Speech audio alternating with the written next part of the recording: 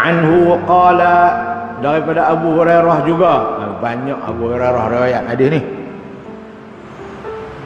Qala Rasulullah sallallahu alaihi wasallam, Nabi bersabda, ala adullukum, maukah kamu aku tunjuk kepada kamu, aku nak bagi tahu kat kamu, aku nak tunjuk kat kamu, mau tak?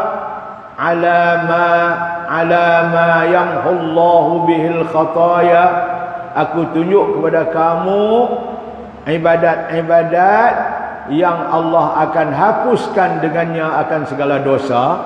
Mau tak? Kalau kamu buat ibadat ni, Allah hapus dosa kamu, wa yarfa' bihid darajat, dan Allah angkat derajat kamu di sisi Allah. Kedudukan kamu di sisi Allah akan tinggi derajat, dosa kamu akan terhapus. Mau tak?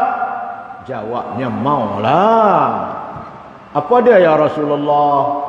Qalu, sahabat yang dengar Rasulullah tanya tu, mau tak aku nak bagi tahu kat kamu amalan-amalan yang boleh Allah hapuskan dosa kamu dan boleh mengangkatkan martabat kamu, derajat kamu? Sahabat berkata, bala ya Rasulullah. Ya Rasulullah, kami mau Rasulullah. Nak dengar apa dia Rasulullah, apa dia ibadat tu? Nabi sebut, qala isbaghul wudu'i 'alal makarih, kamu ambil wuduk dengan sempurna. Isbagh mana sempurnakan wuduk kamu, 'alal makarih, walaupun dalam keadaan susah. Tuan-tuan, kita di Malaysia ni tak berapa makarih ni, tak berapa ada. Tapi bagi orang dulu-dulu, nak ambil ayak semayang pun kena cebok ayak dari telaga. Telaga pula di padang pasir, bukan ada nak ayak. Kemudian musim pula kena musim sejuk. Allah, itu dia panggil makarih lah, susah. Pertama susah nak dapat ayak, yang kedua susah nak guna ayak tu pasal musim sejuk. Tapi orang ni kata Nabi, walaupun keadaan susah, dengan sejuk, dengan susah nak ambil ayak, tapi dia tetap melakukan ibadat wuduk dia itu dengan sempurna. Dia sempurnakan wuduk dia walaupun susah. Ni satu. Makna jangan buat cincai-cincai. Apa dia makna cincai tau? Saya pun tak tahu, tapi tahulah guna. Cincai ni makna buat lebih kurang. Pasal apa? Tak. Kedua, kasratul khuta ilal masjid, banyakkan perjalanan kamu ke masjid. Kerap main masjid. Jalan main masjid. Dia kata, ustaz, naik motor kereta tak boleh? Dah, boleh. Tapi Nabi cakap ni realiti dulu, bukan ada kereta dalam motor. Dia pun main masjid jalan. Tapi kalau rumah kita dekat, tak usah ada naik motor lah, berjalan. Baguslah berjalan ni. Banyak perjalanan, banyaknya langkah kamu ke masjid, itu juga amalan yang boleh menghapuskan dosa dan mengangkatkan martabat kamu. Yang ketiga, intidharus salati ba'das salah, kamu tunggu semayang lepas pada semayang. Macam kita malam ni tunggu nak semayang Isya lepas semayang Maghrib tadi. Allah. Tapi Mekah lagi hebat, tunggu semayang Maghrib lepas semayang Asar, tak balik mana dah. Ni orang pergi Mekah, balik mai sini tak buat dah tu. Pas semayang Maghrib cung balik. Kalau kita boleh tunggu. Sebab itu dia minta supaya kita ihya bainal. Biasanya semayang Maghrib insya-Allah kita boleh buat ibadat celah-celah tu. Malam ni kita buat ibadat, kita baca hadis, majlis ilmu. Kita boleh buat ibadat. Kalau tak ada majlis ilmu, kita baca Quran kah, kita bertasbih kah, kita meratib kah, baca Yasin kah, boleh. Itu pengisian yang kita boleh buat ketika kita nak tunggu masuk Isya selepas solat maghrib, yang disebut sebagai ihya bainal isya'ain. Ada antaranya disebut salatul awwabin, semayang antara maghrib dengan Isya sunat. Orang yang tunggu semayang, lepas semayang tu kata Nabi, fadzalikumur ribat, itulah sebenarnya orang yang berjihad. Dia tunggu nak semayang pula, lepas dia semayang tadi itu, itulah jihad nama kata. Kalau tak jihad betul-betul, payah nak boleh tunggu, tuan-tuan. Jadi 3 amalan ni Nabi kata, kalau kamu buat, Allah akan hapus dosa kamu dan Allah akan angkat martabat kamu di sisi Allah. Mungkin di sisi manusia martabat kamu tak ni, tapi di sisi Allah cukup tinggi. Nombor 1, ambil wuduk dengan sempurna walaupun susah. Nombor 2, kena banyak pergi ke masjid, kerap pergi ke masjid. Nombor 3, kena tunggu semayang selepas kita semayang. Kalau 3 ni boleh buat, insya-Allah lah Allah akan hapus dosa dan Allah akan angkat martabat. Itu tuan-tuan, kita dah ajak doa untuk kita berjalan main masjid ni. Kita bagilah bulan hari tu. Allahumma bihaqqis sa'ilina 'alaika wa bihaqqir raghibina ilaika wa bihaqqi mamshaya hadha ilaika fa inni lam akhruj asharan wala bataran wala riya'an wala sum'atan bal kharajtu ittiqa'a sakhatik wa ibtigha'a mardatik fa as'aluka an tunqidhani minan nar wa an taghfira li dhunubi fa innahu la yaghfiru dhunuba illa anta. Kita bagi dah doa, kita nak duk jalan, duk naik mutu masjid, baca doa ni. Kalau rumah jauh dan 3 kali habis. Kalau rumah dekat pun dan habis. Rumah saya bukan jauh dari sini, Pitiang tu ya, dan surau. Tapi dan juga sekali doa tu. Keluar dari rumah sampai pintu surau dan habis sekali. Allahumma bihaqqis sa'ilina 'alaika. Ya Allah, dengan berkat orang yang selalu minta kat kamu ya Allah. Wa bihaqqir raghibina ilaika, dan dengan berkat orang yang amat gemar nak kepada kamu, kepada keredaanmu ya Allah. Wa bihaqqi mamshaya hadha ilaik, dan dengan berkat perjalanan aku ke rumahmu ini ya Allah.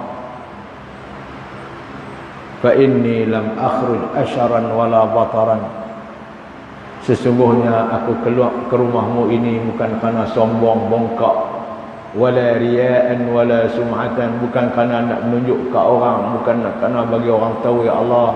Bal kharajtu ittiqa'a sakhatik, bahkan sebenarnya aku keluar ke rumahmu ini kerana aku takut kemurkaanmu. Wa ibtigha'a mardatik, aku nak akan keredaanmu.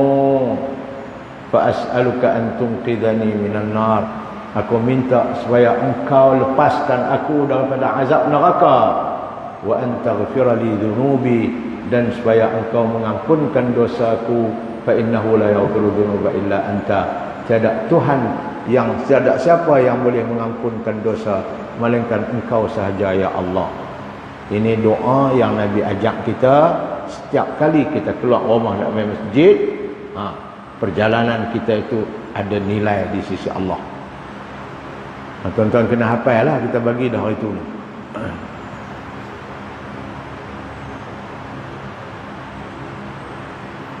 Daripada Abu Hurairah radhiyallahu anhu telah bersabda Rasulullah sallallahu alaihi wasallam, adakah kamu suka aku tunjukkan suatu amalan di mana Allah boleh menghapuskan dosa-dosa serta mengangkatkan beberapa derajat?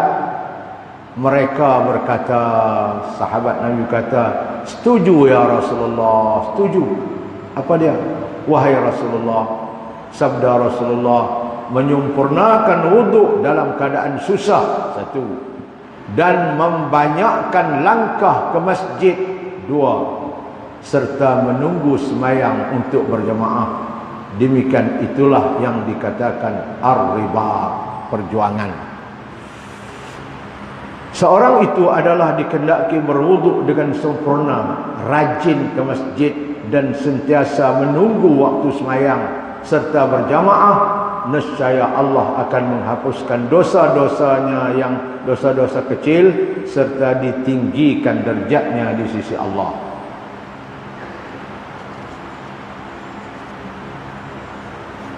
Satu lagi hadis tuan-tuan, pandak aja saja.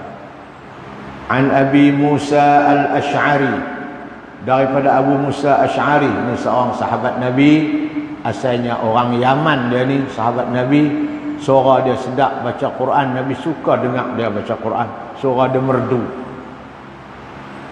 Radhiyallahu anhu, kata Abu Musa, qala Rasulullah sallallahu alaihi wasallam, Rasulullah bersabda, Allah man sallal bardaini, sesiapa yang semayang dua semayang yang sejuk, dakhalal jannata, dia akan masuk syurga. Masuk semayang sejuk ni, semayang dalam keadaan musim dan keadaan sejuk. Itu semayang subuh, masa tu sejuk lagi, tak ada panas. Yang kedua semayang asar. Orang yang semayang dua masa sejuk ni, yang tak panas ni, maka Allah janji untuk bagi dia syurga. Di sini para ulama menyebut, baik semayang dua waktu halakah masuk syurga, nu tiga lagi. Semayang subuh, semayang asar masuk syurga, nu tiga lagi tak semayang. Bukan maksud lagu tu. Nak habaq kata dua semayang ni berbanding dengan tiga lagi, hak ni lah afdalnya. Sebab itu tuan-tuan, kalau kita tak boleh nak semayang jemaah 5 waktu, kalau boleh semayang jemaah subuh dengan semayang jemaah asar. Kalau boleh.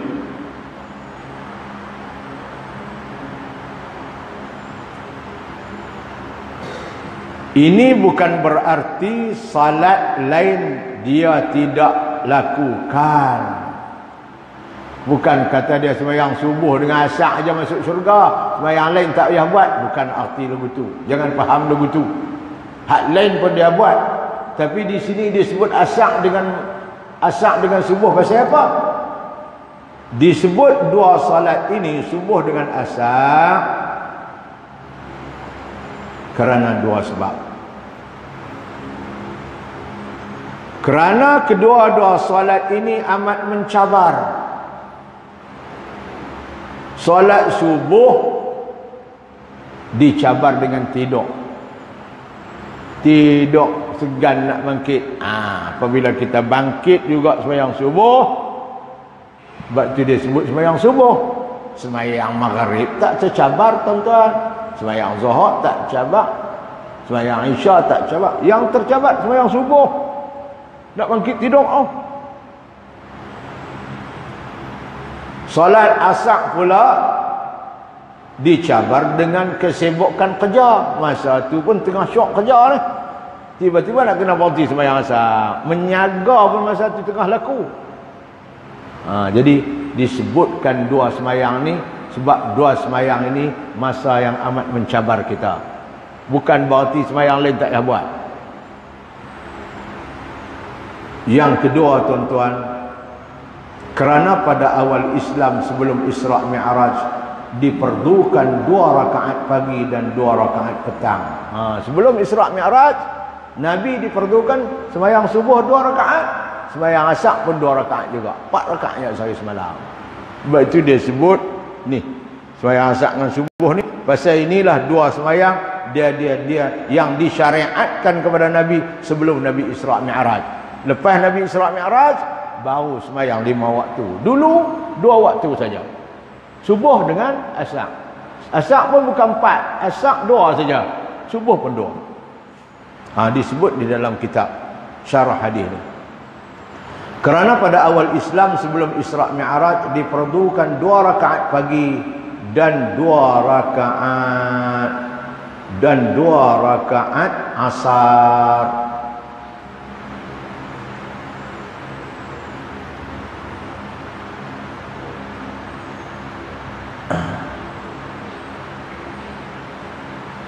Hadis ini menceritakan tentang keadaan awal Islam lah. Jadi orang awal-awal Islam dia sembahyang 2 rakaat je. 2 sembahyang. Subuh 2, asar 2. Jadi tuan-tuan dan puan-puan muslimin muslimat dan rahmati Allah sekalian, itulah dia pengenalan dan pengajaran hadis yang kita dapat.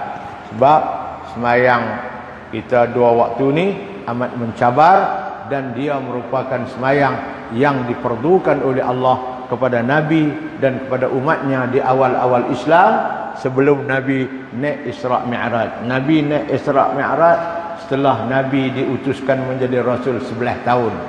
11 tahun yang lepas Nabi jadi Rasul sampai 11 tahun duduk sembahyang 2 rakaat. 2 rakaat subuh, 2 rakaat asar. Naik sampai atas. Waktu pun 5 waktu kita sembahyang. Tu pun asal 50. Tapi Nabi Musa lah minta suruh Nabi Muhammad minta kurang sikit daripada 50 tu. Dia tahu kalau 50 pakai tak buat kita.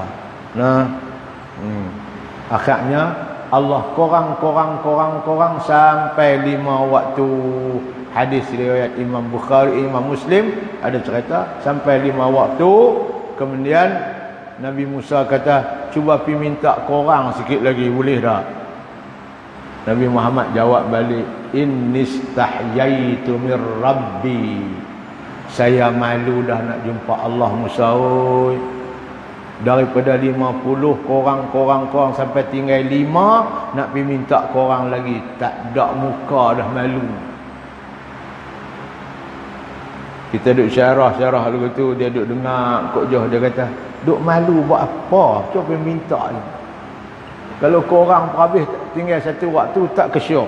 Dia duk marah kat Nabi Muhammad pasal malu. Dia jenis muka tak malu, tak mayang langsung. Innistahyaitu min rabbi, saya malu nak jumpa Allah. Kemudian Allah kata, ya Muhammad, sembahyang 5 waktu tak ubah dah, 5 waktu. Tapi kalau kamu sembahyang 5 waktu, umat kamu sembahyang 5 waktu, aku akan bagi pahala semacam mereka sembahyang 50 waktu yang aku fardukan mula-mula. Tu dia. Hebatnya kita umat Nabi Muhammad ni. Tapi dulu-dulu sebelum Isra' Mi'raj, sembahyang subuh dengan asar aja. Tu 2 rakaat.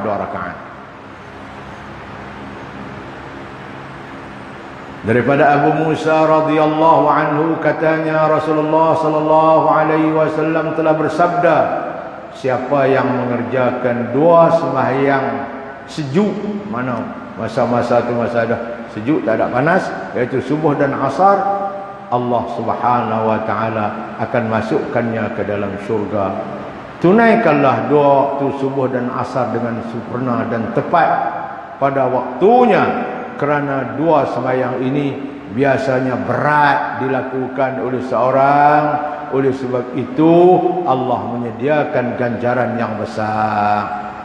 Jadi tuan-tuan puan-puan, itulah hadis-hadis yang sempat kita baca malam ni dalam masa lebih kurang 1 jam. Yang pertama, hadis menceritakan tentang fadilat kita mengambil wuduk dan segala dosa kecil kita itu akan gugur dengan air wuduk yang kita basuh anggota wuduk kita. Yang kedua, kita dapat faham juga daripada hadis ini bahawa salat 5 waktu, Jumaat sehingga Jumaat, puasa setiap tahun itu akan menghapuskan dosa di antara keduanya. Dan yang ketiga, kita tahulah bahawa ada di sana 3 jenis amalan. Kalau kita buat, Allah akan hapus dosa kita, Allah akan angkat martabat kita. Nombor 1, ambil wuduk dengan sempurna walaupun dalam keadaan susah. Yang kedua, banyakkan langkah kita ke masjid untuk salat berjamaah. Dan yang ketiganya, tunggu sembahyang lepas sembahyang. Inilah 3 amalan yang menjanjikan dosa terhapus, kedudukan kita di sisi Allah akan tinggi insya-Allah. Dan akhir sekali, fadilat sembahyang subuh dengan asar, dan ianya akan menjanjikan syurga oleh Allah Subhanahu wa taala. Ini bukan berarti sembahyang lain tak payah buat, tetapi disebut 2 jenis sembahyang ini karena sembahyang 2 jenis ini waktunya sangat mencabar, dan yang kedua karena 2 jenis sembahyang inilah disyariat kepada Nabi dan umatnya sebelum Nabi Isra dan Mi'raj. Wallahu subhanahu wa ta'ala a'la wa a'lam. InsyaAllah kita akan bertemu lagi di dalam kuliah kita yang akan datang. Aqulu qawli hadha wa astaghfirullahal azim li wa lakum. Allahumma anfa'na bima 'allamtana. Ya Allah, Engkau berikanlah manfaat ilmu yang Engkau ajar kami, ya Allah. Allahumma anfa'na bima 'allamtana wa 'allimna ma yanfa'una. Engkau ajarkanlah kepada kami ilmu yang manfaat, ya Allah. Wa 'allimna ma yanfa'una wa zidna ilma. Tambahkanlah ilmu kami, ya Allah. Ya Allah, ya Tuhan kami, berikanlah kepada kami kebahagiaan, ya Allah. Berikanlah kepada kami kepahaman, ya Allah, dan berikanlah kepada kami taufik dan hidayah dan kekuatan untuk kami mengamalkan apa yang kami faham daripada sabda junjunganmu Muhammad sallallahu alaihi wasallam. Rabbana atina min ladunka rahmatan wa hayyi' lana min amrina rashada. Allahumma inna na'udzubika min ilmin la yanfa' wa min qalbin la yakhsha' ومن عمل لا يرفع ومن دعاء لا يسمع. نعوذ بك من هؤلاء الأربع. وصلى الله على سيدنا محمد والحمد لله رب العالمين. تقبل الله منكم.